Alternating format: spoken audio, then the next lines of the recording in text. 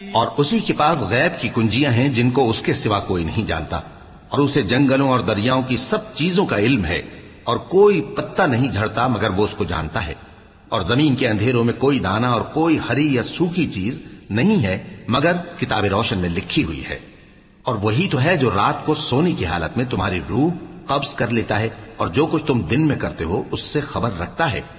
پھر تمہیں دن کو اٹھا دیتا ہے تاکہ یہی سلسلہ جاری رکھ کر زندگی کی مدت معین پوری کر دی جائے، پھر تم سب کو اسی کی طرف لوٹ کر جانا ہے، پھر وہ تم کو تمہارے عمل جو تم کرتے رہتے ہو ایک ایک کر کے بتائے گا،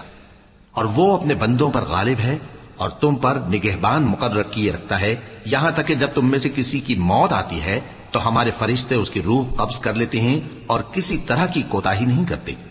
پھر قیامت کے دن تمام لوگ اپنے مالک برحق اللہ تعالی کے پاس واپس بلائے جائیں گے۔ سن لو کہ حکم اسی کا ہے اور وہ نہایت جلد حساب لینے والا ہے۔